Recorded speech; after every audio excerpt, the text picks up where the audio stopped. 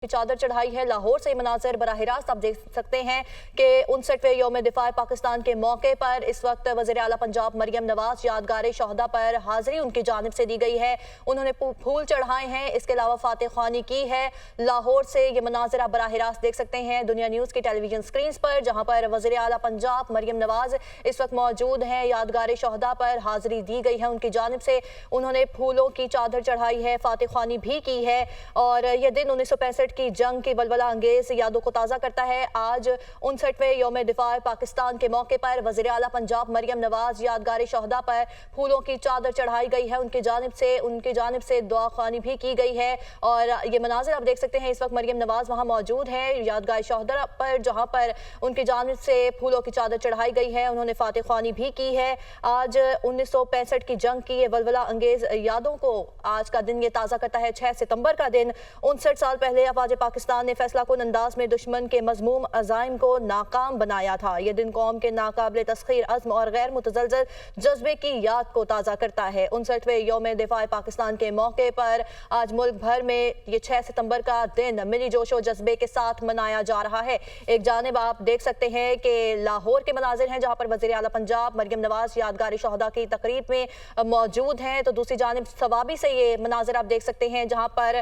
Captain colonel शेर खान शहीद निशान हैदर के मज़ार पर तकरीब मुनक्किद की गई है। और ये मनाजिर आप देख रहे हैं अपनी टेलीविजन स्क्रीन पर, जहाँ पर लाहौर में वज़ीर आला पंजाब एक जानिब मौजूद हैं, तो दूसरी जानिब सवाबी में कैप्टन कर्नल शेर खान शहीद निशान हैदर के मज़ार पर तकरीब इस वक्त मुनक्किद की गई है। खुदा करे कि बैरियर से पाक पर उतरे वो फसले गुल जिसे अंदेशा ज़वाल ना हो।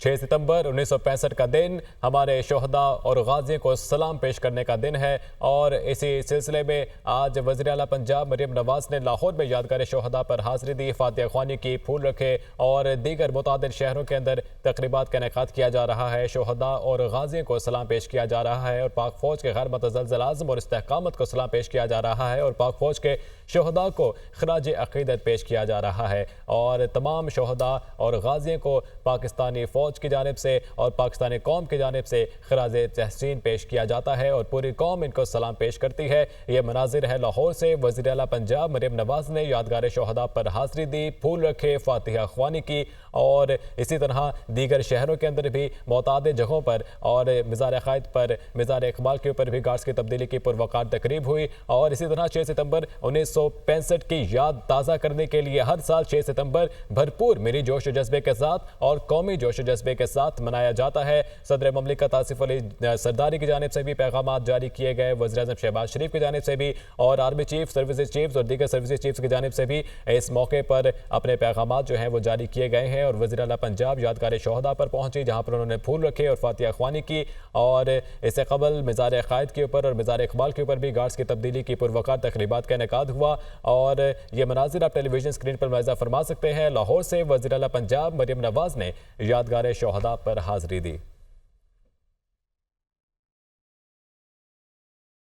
और अब दीगर खबरें शामिल करेंगे, जहां पर सुप्रीम कोर्ट ने नैब तरामीम बहाल कर दी हैं। नैब तरामीम कल अदम करार देने के फैसले के खिलाफ वफाकी हुकूमत की अपील मंजूर कर ली गई है।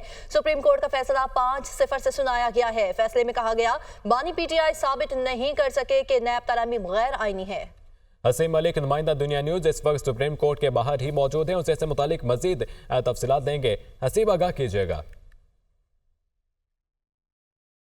बड़ी डेवलपमेंट सामने आई है। नैब तरामीम जो कि 2022 में PDM हुकूमत की जानिब से की गई थी, जिसको बानी PTI ने चैलेंज किया था सुप्रीम कोर्ट के अंदर, और 3 रुकनी बेंच जो कि साबिक चीफ जस्टिस ऑफ पाकिस्तान थे जस्टिस उमर अता बंदियाल, उनकी सरबराही में 3 रुकनी बेंच ने नैब तरामीम को कलअदम करार दे दिया था, जिसके खिलाफ वफाकी हुकूमत समेत दीगर ने जो है इंट्रा कोर्ट अपील दायर की थी नैब तरामीम कलअदम करार देने के खिलाफ, जिसके ऊपर 3 जो है मुख्तलिफ औकात में समातें हुई थीं, जिसके अंदर बानी PTI भी अडियाला जेल से जो है वो वीडियो लिंक के ज़रिए पेश हुए थे और वकला के दलाइल मुकम्मल होने के बाद इसके ऊपर फ़ैसला महफूज किया गया था। 6 जून को ये फ़ैसला महफूज किया गया था, जिसके ऊपर आज जो है ये मुख्तसर फ़ैसला अनाउंस कर दिया गया है, सुना दिया गया है। Chief justice of Pakistan justice Qazi Faez Isa की सरबराही में 5 रुकनी लार्जर बेंच ने इसके ऊपर समात की थी। आज जो है चीफ जस्टिस ने मुख्तसर जो फ़ैसला सुनाया है उसमें नैब तरामीम को बहाल कर दिया दिया है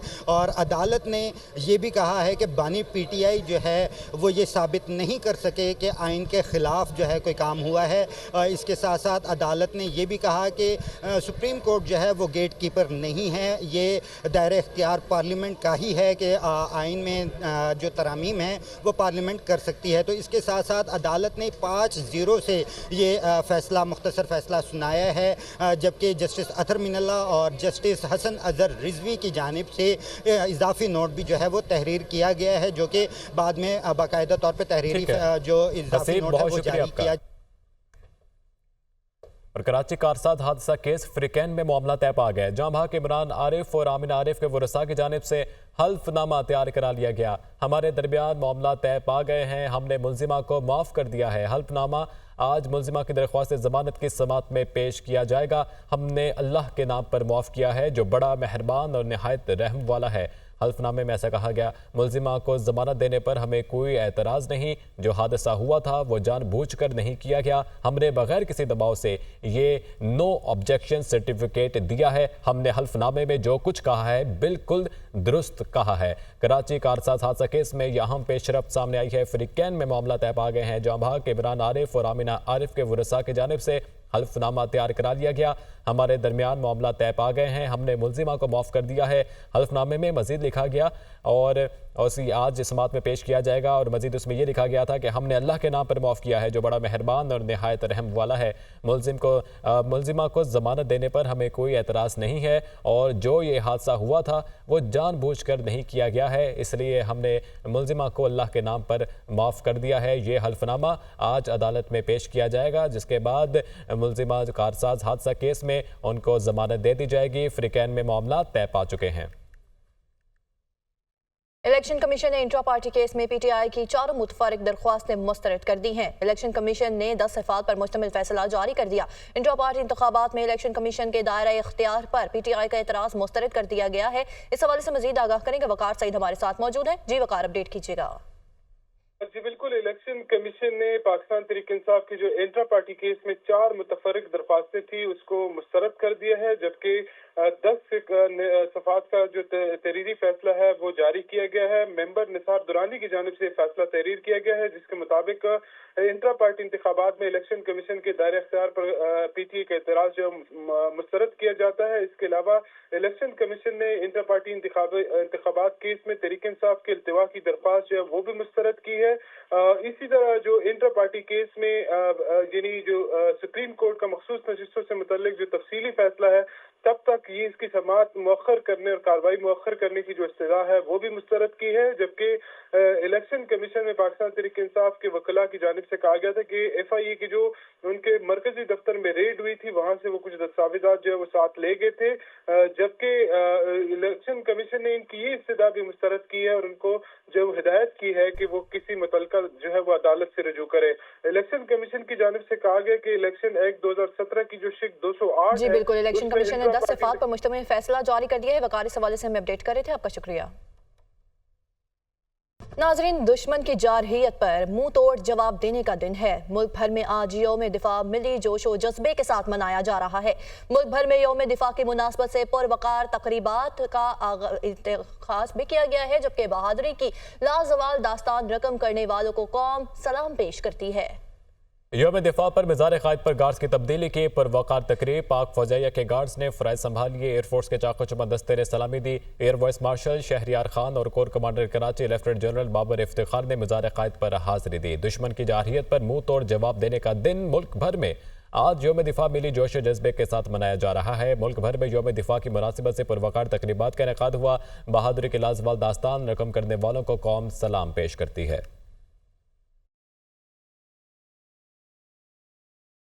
PRB नहर ये वो मकाम है जहां से भारतीय फौज लाहौर में दाखिल होने का इरादा रखती थी और इसका मकसद ये था कि लाहौर पर कब्जा किया जाए। 6 सितंबर 1965 को भारतीय फौज नापाक अज़ाइम के साथ पाक वतन की सरहदों का तकद्दुस पामाल करते हुए 7 मकामात से पाकिस्तान में दाखिल हुई और इसका सबसे बड़ा टारगेट लाहौर को पाकिस्तान से जुदा करना था। ताकत के नशे में चूर भारतीय फौज का ख्याल था कि पाकिस्तानी फौज जंग के लिए तैयार नहीं होगी, लेकिन पाक फौज के जवानों ने अपने से 10 गुना बड़ी फौज का डटकर मुकाबला किया। दुश्मन अपने टैंकों और तोपों से मुसलसल चढ़ाई कर रहा था, लेकिन जब लाहौर के महाज पर मेजर अजीज भट्टी और मेजर शफकत बलोच के दस्तों का भारतीय फौज से सामना हुआ तो पाक फौज ने दुश्मन के नापाक अज़ाइम खाक में मिलाकर जुर्रत और बहादुरी की ऐसी मिसाल कायम की जो रहती दुनिया तक याद रखी जाएगी। तारीख ऐसे कितने ही वाकयात से भरी पड़ी है जिनका होना दुनिया को ज़ेरो ज़बर कर देता है। नफा और नुकसान और खैर और शर के पैमाने तब्दील हो जाते हैं तो जिंदगी की अपने आप को एक नए रूप में तश्कील देती हुई दिखाई देती है।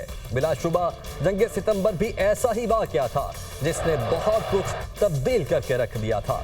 यौम दिफाए पाकिस्तान पर लाहौर से सुहेल कैसर की रिपोर्ट देखिए।